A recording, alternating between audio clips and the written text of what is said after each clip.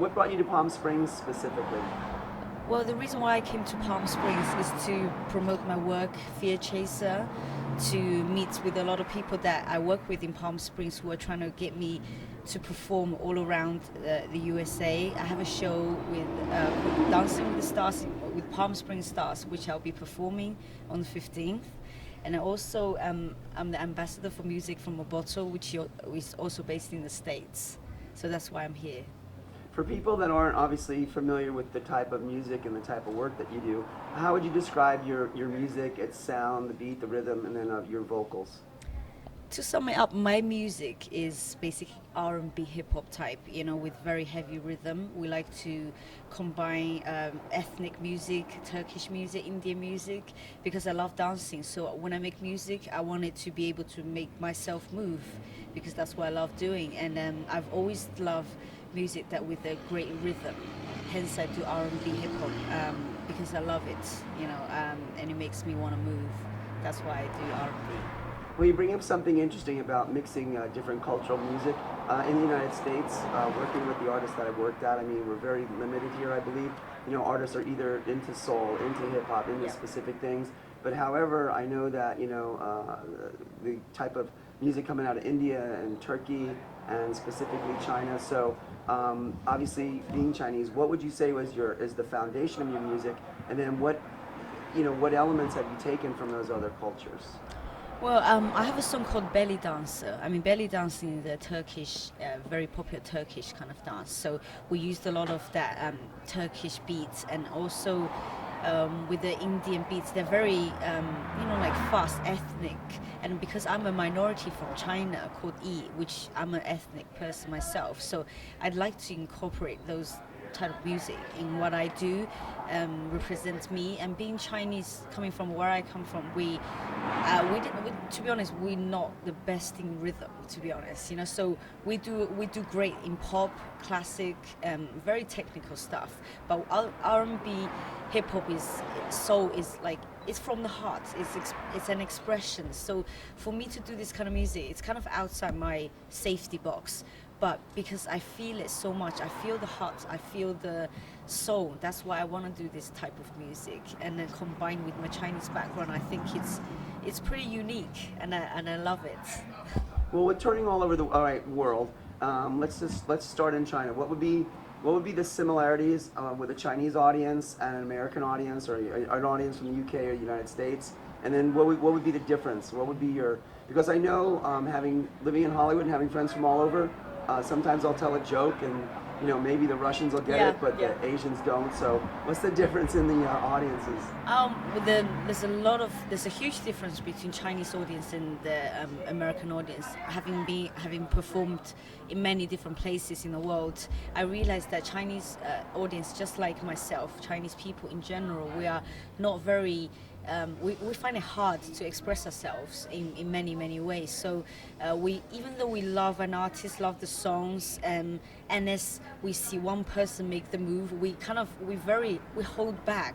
We wait until other people's reaction. We are a little bit afraid to be the first one to come out and say, oh yeah, let's clap, let's shout, let's scream. And that's the thing. But when I'm out, the concert, sometimes when I do a show, I don't even know if they enjoyed it or not, And I come off the stage, and then they will come to me when there's no cameras around. They will say to me, "Oh yeah, I loved your show. You were amazing, and I really feel your energy. That it's okay to express yourself on stage. It's okay, So I know, okay, they actually enjoyed it. But sometimes you don't even realize that while you're doing it, because they don't like to show it that much. But unless, of course, you're in a club environment where people have a few drinks, that they let themselves go, and they are very much easier to express themselves. And then being the UK, in the States, the audiences, they are very, I find them, they express how they feel. If they don't like you, they just boo you off. If they love you, they like you, they scream, they want you to do more. And everywhere there's difference because of the cultural differences. But in general, people, if they really love you, they will show you in one way or the other. Let's not offend any of your obviously audience around the world, but where do you prefer to where do you like touring the best? I mean, where do you have the most Well, yeah. What's the best? To be honest, there's one place I haven't really done yet, which I really really want to. It's my hometown, Sichuan, China. I mean I love performing full stop, but I really am looking forward to perform my hometown because that's where my biggest fan base is at, and they really want me to go back there to perform because I know with my own people they will support me, they will show me love, and it will be a completely different vibe because I will feel at home. And I'm really looking forward to that day when I can bring my huge stage show back to my little village, and when there's no one, no one else been done before, and I want to film it. I want to do that. But I do. Other than that, I did love performing in Macau, well, everywhere. I do enjoy. As soon as I get on stage, my energy comes on. Do you write your own music? How involved are you in your music? Do you produce it? Do you write it? Do you arrange it? What's your level of involvement in your music? When I first started doing this professionally, I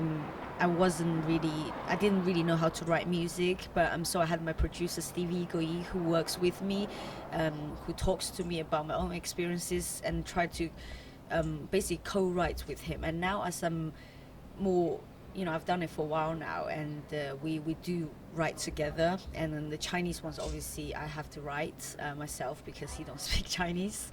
And then the English music that we work together. We try to be as real as we can, stay true to ourselves. And what's better than to write about yourself? Write what you know.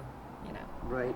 In terms of how long have you been? When did you start singing? Like at what age? I mean, obviously, as a white American dude, all Asian women look 20 even when they're 80.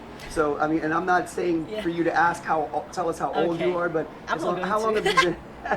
No, how long have you been? How long have you felt the desire to perform? How long has that been? Ever since I could remember as a kid. I've growing up in China. I've always loved music. Singing. As soon as I could walk, I remember I was dancing. I was heavily involved in my school dancing programs. I was the head of the entertainment, for as growing up in classes. I've always been every single dance competition, singing competition as a kid. So if you ask my friends in China, they're not surprised that I'm doing this today because for them it's meant to be. It's natural for me. But it was not until I came to England, everything was changed. I was in a completely different world. I don't know where to start. I didn't know what to do. I had to learn English from scratch, let alone trying to chase a dream that seemed so far away. But I had the opportunity about 5 years ago that to do this professionally, and I obviously took that opportunity and never looked back. Well, so far this has been like a Disney Small World interview. We've traveled all around the world. So now let's get specific to what's going on in the United States. Why are you here? Let's talk, about what projects you're working on. Yeah. Obviously, with the drinks and the pool and the cocktails, we seem to be in a pretty nice place. So Yeah. if you could just sort of tell us, what's going on right now in the States with you, and what's going on here, and where we can find you, all those kind of things. Right now, I'm in the beautiful sunny Palm Springs. And the weather is just amazing. I'm so thankful because right now I just literally came from Canada, Toronto. It's absolutely freezing there. So to be able to be in this beautiful weather, I'm blessed. I'm in a beautiful boutique hotel called Los Arboles. The people here are amazing. The food is amazing, all authentic Mexican. And the reason why I'm here in the United States, like I said earlier, is to apart from doing the Dancing with the Palm Springs Star event, that I'm trying to promote my biggest project called the Fear Chaser. Fear Chaser, just like the name, is chasing fear. Fear Chaser is about not letting your fear control you anymore. And if for anyone to want to move forward in life, to achieve any dreams or goals, you have to face your fear and you have to fight it every day. And then it's always easier to avoid it and then not really think about it, but then you will never really move forward. And I have a big dream, big hope. It was based on my own experiences that there's many obstacles and fears I had to fight every single day to be where I am today.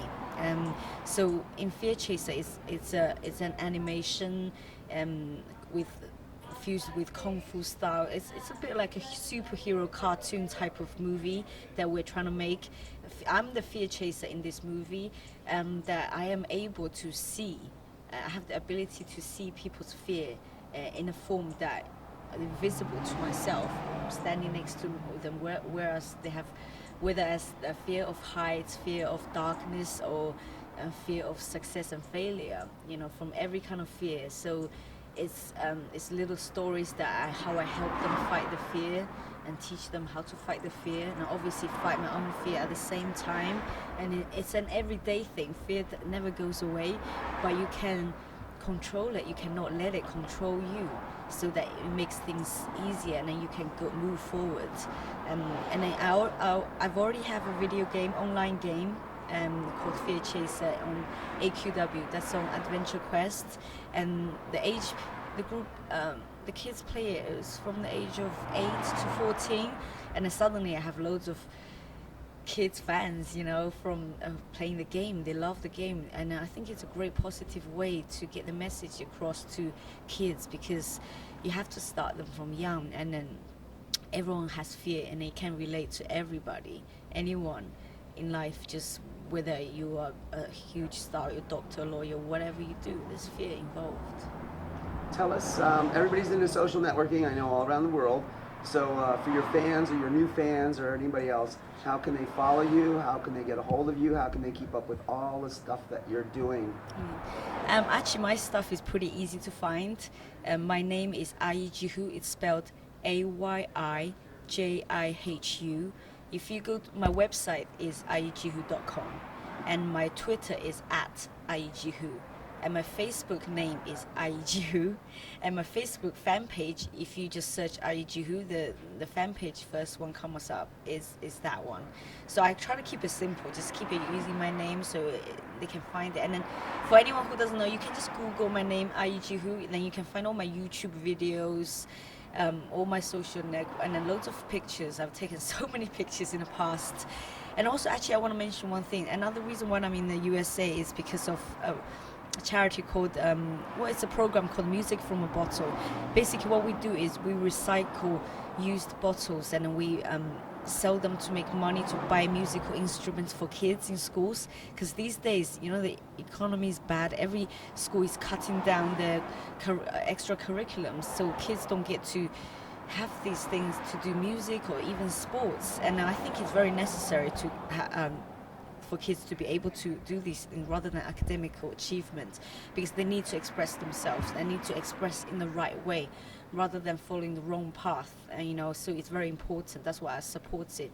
And also, I just came from Canada as an ambassador for a foundation called A Celebration of Women. And I'm very proud to be a woman. And the reason why I was there, they invited me. It was a very last minute thing to go over to Canada to be a special guest to perform at the event. And we did that, and now I end up going to schools to talk to the kids, sharing my experiences and telling them about fighting fear, and also talking about bullying. It's all fear. Everything's to do with fear. It was really successful, and now they made me the ambassador for the school boards, which I will be going back there talking to more kids, and that's what I'm hoping to do in the USA as well. So I'm really blessed to be able to do all these things and then sharing my experience to help others, and that's what I really want to do, because I just try to stay true to myself as possible. So I love what I'm doing. I'm very blessed to be able to do what I love doing. Is this part of your trip over Palm Springs, Los Angeles, and where do you go from here? Yes, we've been talking to a few schools that they're trying to arrange for me to go talk to the kids in schools, possibly perform for them, and talking about anti-bullying. It happens a lot, everywhere. Nowadays we have the internet, which is even easier to spread those rumors, gossips that hurting people, and you don't even have to see the faces to do it. So it's a big issue, and I will just do my best to help.